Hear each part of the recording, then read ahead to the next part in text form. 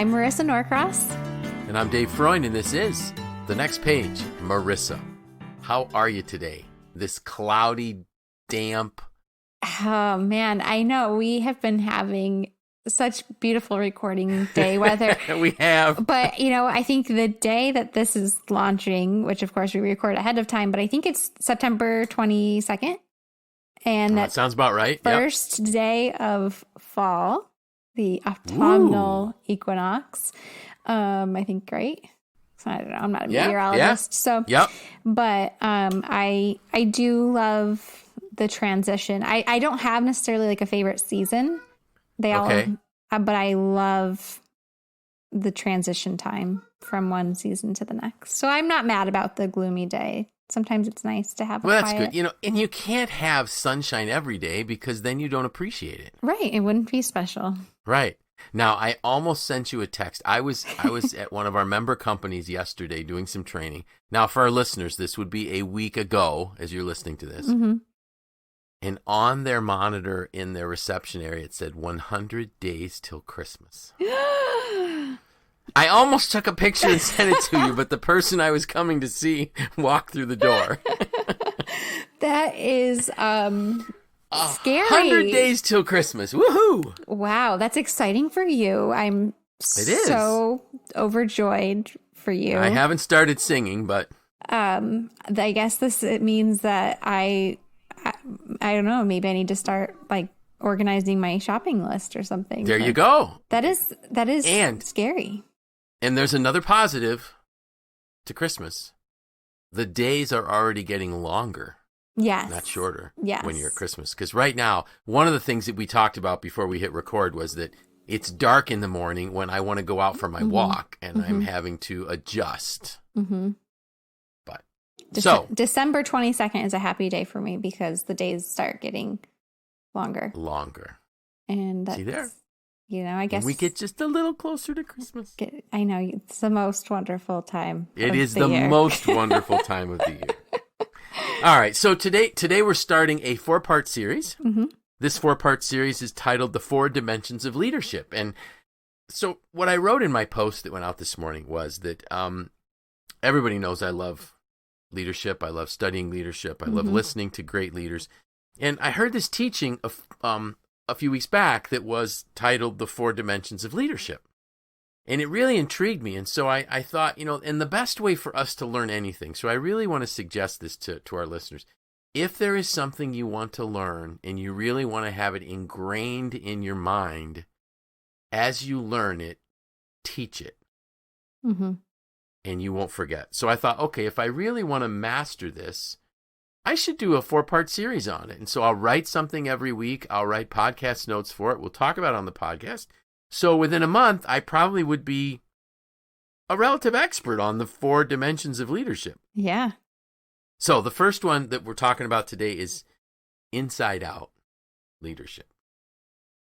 And this was not a surprise. So, one of my mentors did the teaching, Mark Cole. And when I was listening to his teaching, the first one, that inside out, really resonated with me because I've heard it so many times. A leader has to be bigger on the inside than they are on the outside. So I really started thinking about that. So what does it mean? And so the first few points here that I'm going to make, all of our listeners have heard about. It starts with character.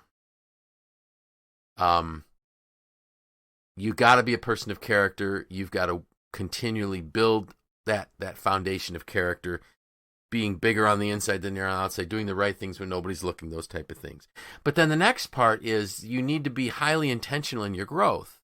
So you're a good person, you're doing the right things, you're valuing people, you're filled with honesty and integrity, but you got to grow, because if you don't, you can only give what you have, and if you don't have it, you got nothing to give, right? Mm-hmm. So then how do we safeguard our growth? And then I got to the key, which was self-discipline. Now, when you hear that hyphenated word there, self-discipline, what kind of thoughts does that conjure up in your mind? I think I will say that I think a lot of people are kind of scared by that phrase Right. But for me, I think I'm a pretty self-disciplined person. So that I think you're very self-disciplined. It excites me a little bit, I think. Okay. Because so you get excited by it. Because I know what comes from being self-disciplined, and I know when I'm off course, and when I correct it, like how much better I feel and how much smoother my life is. And it almost is kind of like sometimes when you have a challenge that you're really excited about, because you're like, I'm gonna do this. It's kind of one of those words for me. It's like, yeah, like self-discipline. I will take this head on. Okay, so I'm really glad that you feel that way, because I could be doing this podcast with somebody that says, "Oh, self-discipline. I hate that word." Right? Yeah. I'll be honest with you. It's a word that sometimes scares me. Mm-hmm. Because I have never been satisfied with my level of self-discipline. Because I always think there's more. Mm-hmm. That I could be better at it. So one of the keys that I put in my post was, there is this piece that says it begins with self-awareness. And so the key there is, we become self-aware when we reflect, and we typically reflect on our failings. Mm-hmm. We reflect on where things didn't come out the way we wanted it to. And we've talked about this in our podcast before. You can go from failure to success, but you can never go from excuses to success. So I'd rather have a failure in my self-discipline than making excuses to why I didn't do it. Mm-hmm. Or why it wasn't possible. So one of my things, I wrote about this this exercise thing. And I really thought it was critical for me to explain what I meant when I said, there's things I know I should do, but I don't. And there's things I know I shouldn't do, but I do. And I thought, as I'm writing this, I'm thinking, people are going to wonder, what in the world is this guy wrestling with? So what I should do, but I don't do, is exercise enough. And so it was interesting. The other morning, when I went out for my walk, it was 39. So I literally got my lightweight, puffy winter jacket out to do my walk, because mm-hmm. it was 39 degrees, right? Right. And so when I came back, my wife just kind of looked at me, and I think she said, "Eating your ugly frog first, huh?" I said, "Yes." Podcast from I don't know that might be 2 years ago, right? Years ago. Mm-hmm. So yeah, my ugliest frog that I got to deal with is my exercise. And but it's dark. And my puffy winter jacket is navy. So I mean, it's not reflecting anything as I go out there, right? So I have to figure out, what do? I could use the excuse that it's dark. So I'll just skip it till, April? Nah, it's not going to work. So I have to make an adjustment. So, mm-hmm. It's too hard to do. Now, people could say, no, all you have to do is buy one of those, reflective vests and put a lamp on your head. And no, I'll shift it a little bit. At some point I may have to do that. Right now I don't. Okay. And I'm not doing a treadmill. That just seems to be meaningless to walk and not go anywhere. All right. So you have to make adjustments, and you make adjustments based on a failure, mm-hmm. something that didn't work. So the awareness piece, and so the one thing that I knew I should do but I didn't was exercise, and the thing that I know I shouldn't do and I do, ice cream. It's just, and I even try to cloak going out for ice cream as I'm going to take the grandkids. So this is a time of family bonding, and and so it works well. But my wife says, I know why you're taking the grandkids to get ice cream. It's just because you like ice cream. I worked out this deal with my grandkids, and I said, if you happen to be at our midweek Bible study at our church, I'll take you for ice cream after that, because I want to go get ice cream. I'm really thrilled to see them. So actually last night we did it. It was kind of cold. Yeah. And then my wife said, I think we need to shift to donuts, not ice cream. So who knows? I think as the weather shifts, it may not be ice cream. But then my weakness is going to be, donuts and hot chocolate. I don't know. We'll figure that out. But those are the things that you have to wrestle with. Everything in moderation, right? Everything in moderation. Yeah. So my wife doesn't have a problem if I have ice cream. But if I do go out too many times a week for ice cream, that's not good. Okay? So those are the things. I know I shouldn't, but I really want to. So I need self-discipline. Now, you had mentioned this phrase. Well, we can't say it because we don't say the name of this pandemic, do we? So people should just think, right? Yes. Okay. We put on the blank 15 because we still haven't said it. We still haven't said it on air. Right. And we're not going to. Well, I have to admit that I actually lost weight. Yeah. I put on the blank 5 in April and then had a reality check. But good for you. I did. Now, it may have come back. I'm not sure because I haven't gotten on a scale. And I'm afraid to. But anyways, so why was I able to lose it when other people were gaining it? I wasn't going out for lunch. Mm-hmm. There was no going out for lunch. And that's when I started my exercise routine. So if you don't go out and so you're not eating the junk, and if there's not junk in the house, and I'm walking, what my point there was, to get the self-discipline in place, you structure things differently. Mm-hmm. Now my challenge is going to be this: as I begin to go back into the community, back into our member companies, I have to plan for not going through like the Hungries as I'm driving from Auburn back to Syracuse. Well, I think the self-awareness piece for both of us is there now. We have corrected course, but now you are more aware of the habits, the downhill habits that you had before, and now you've formed better habits that exactly that you can replace them with. Right, and one of the keys too to maintaining a self-discipline is the environment that you place yourself in.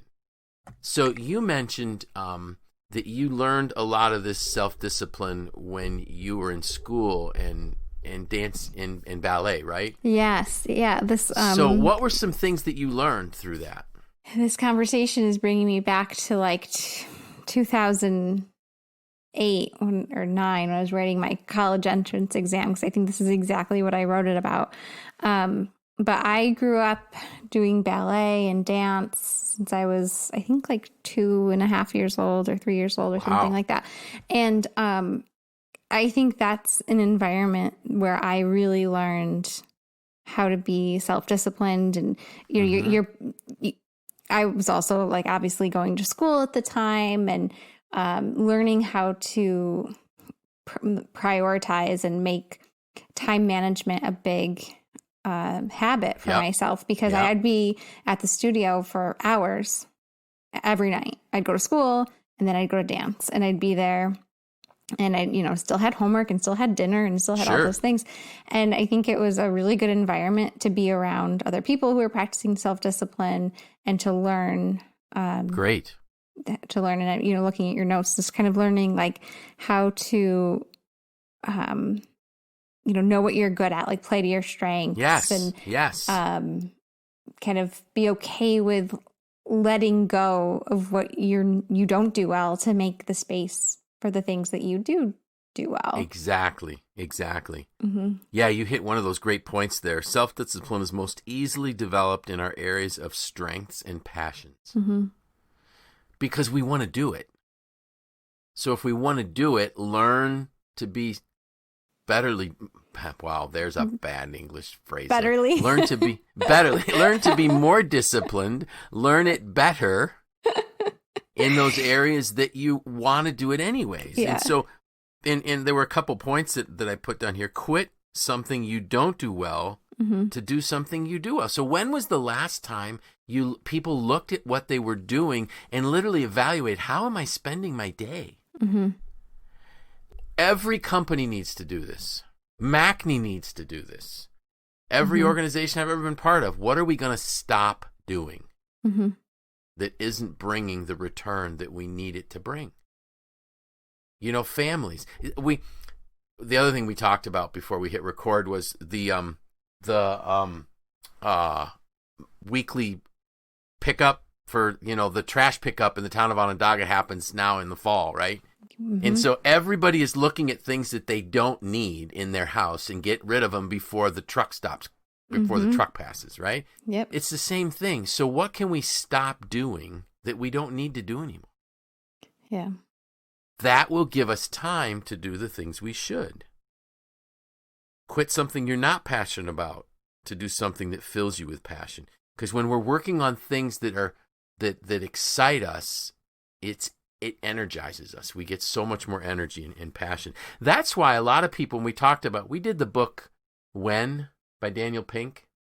Wow, this is amazing. I actually looked at my bookcase and found the book. Because I'm not that organized. That's amazing that I found it, because it's an unusual looking book. But anyways, he talked about the cycles in our day, and a lot of the reasons why people get energized. So we have a peak in the morning, then we have this trough, and then we come back out. One of the reasons we come out is oftentimes we're coming home from work and doing things that engage our passions. Right.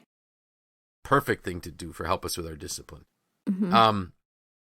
Quit something that doesn't make a difference for something that does. So are we doing things that don't add value to ourselves, to our families, to people, whatever it might be? Quit something that's not your dream for something it is. So again, it's that reflection piece. What are you doing with your time? And one of the reasons why self-discipline is so critical is anything worthwhile is uphill. Mm-hmm. And self-discipline enables you to go uphill. Too many people have uphill goals and downhill habits.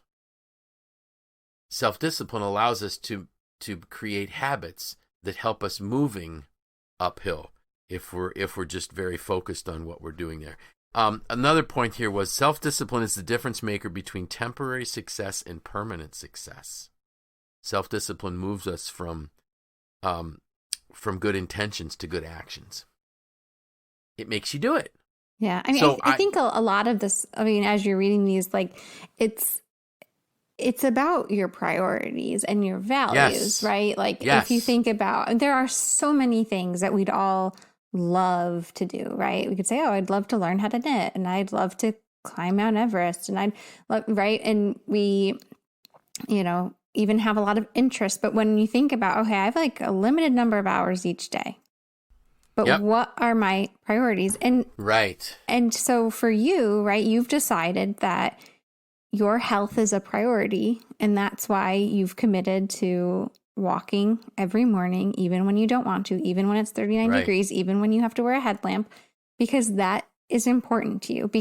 And I know this because it lines up with the values that you have, that you've shared with us before on the podcast, that, that it'll help you chase your grandkids, which are, family is a value that you have. Right. That it will allow you to live a long life with your wife, and that's a value that you have. So it really comes back to like thinking about, okay, like there's endless possibilities for ways to spend our time. Yes. But we need to be self-disciplined with our priorities. And I think you also are going to share later on some ways to do that. Yes. Right? So, yeah. So one of the keys here is, excuse me, you have to identify your priorities. And I've done that on a podcast, the 3 R's, what's required, what gives me the greatest return, what gives me the greatest reward, the 3 R's. There's things that I have to do.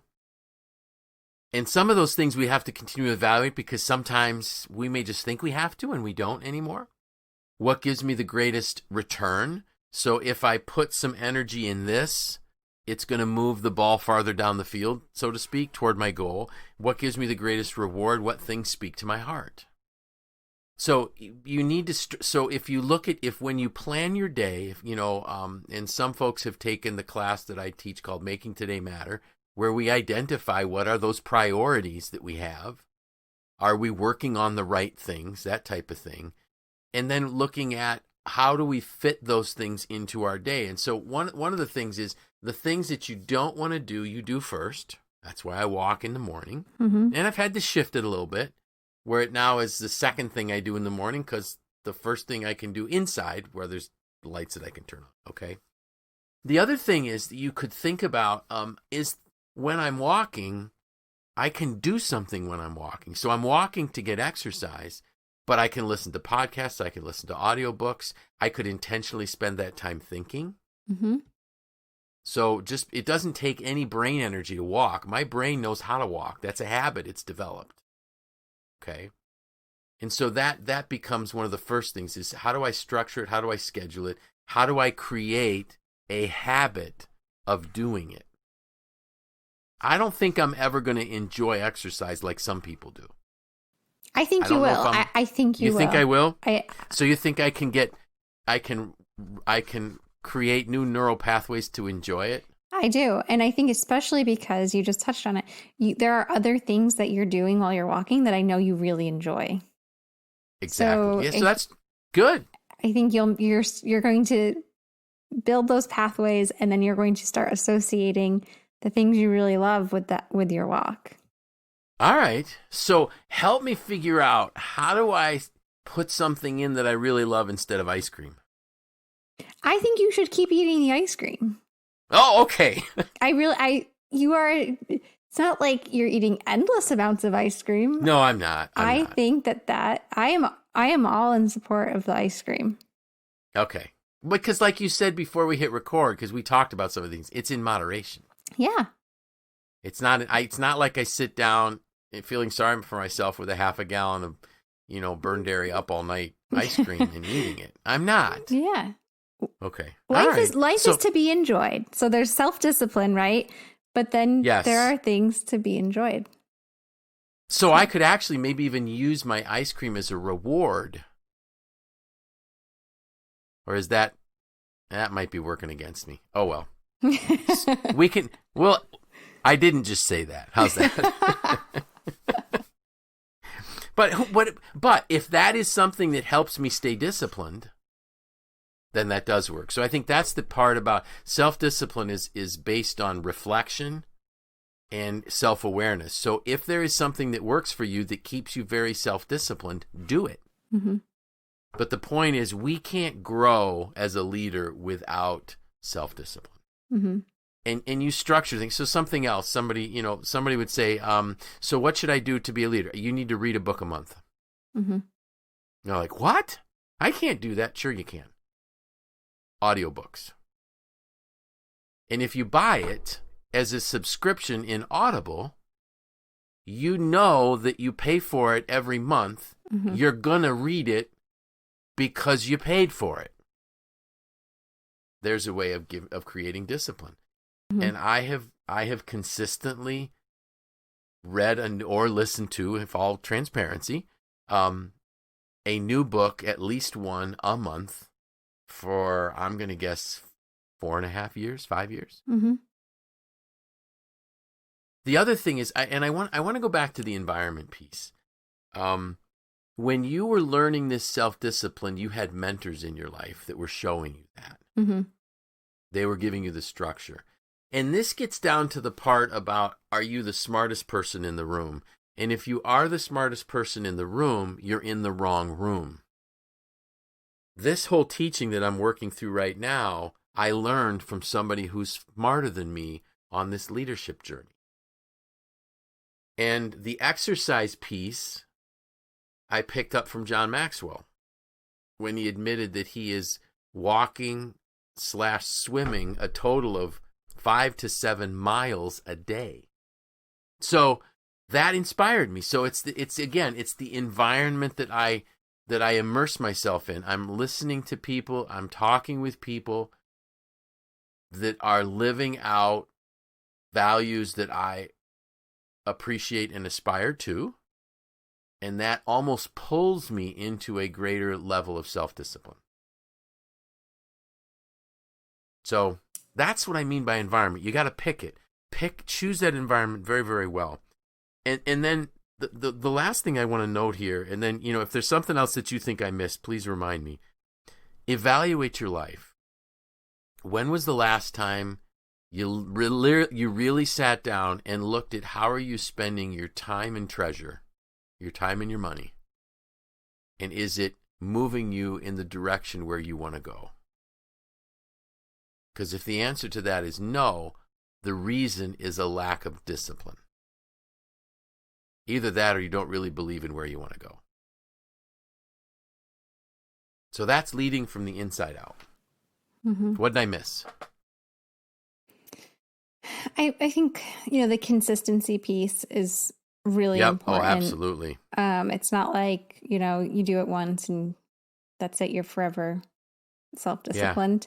Yeah. And, remembering that like every day is a new opportunity. I think, thinking about, okay, it's not about being perfect. It's about being better than I was yesterday and growing. I mean, I think that's why you read a book.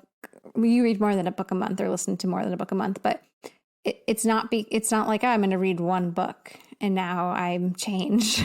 It's that constant improvement that comes with reading and listening to podcasts. And one of the podcasts that I really enjoy has decreased their frequency, but every time I listen to it, I'm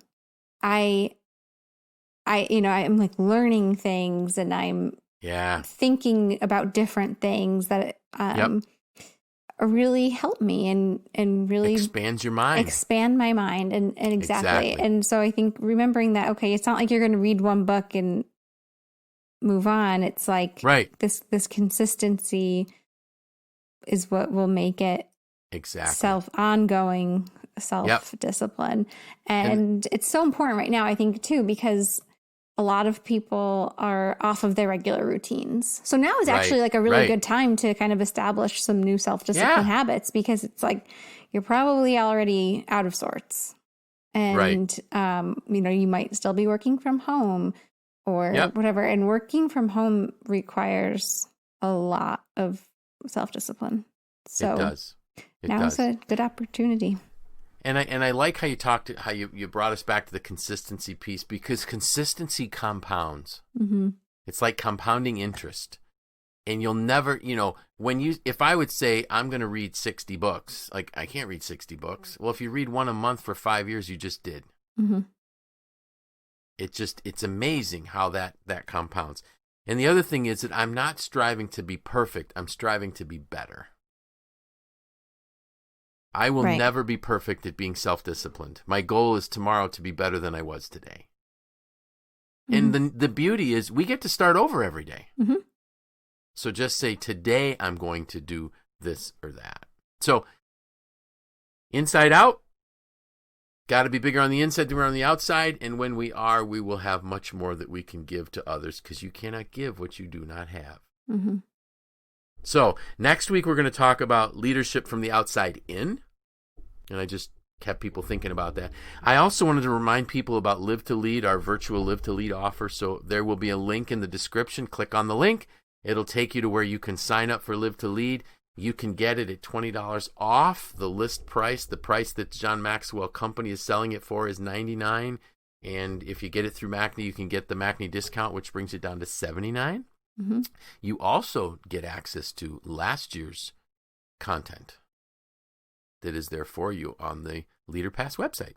That's awesome. So hope people will take advantage of that. Mm-hmm. There's actually 5 different dates that you can choose from, and you get to listen to it for 72 hours. Anything else we need to tell people? No, I don't think so. All right. So with that, I'm Dave Freund.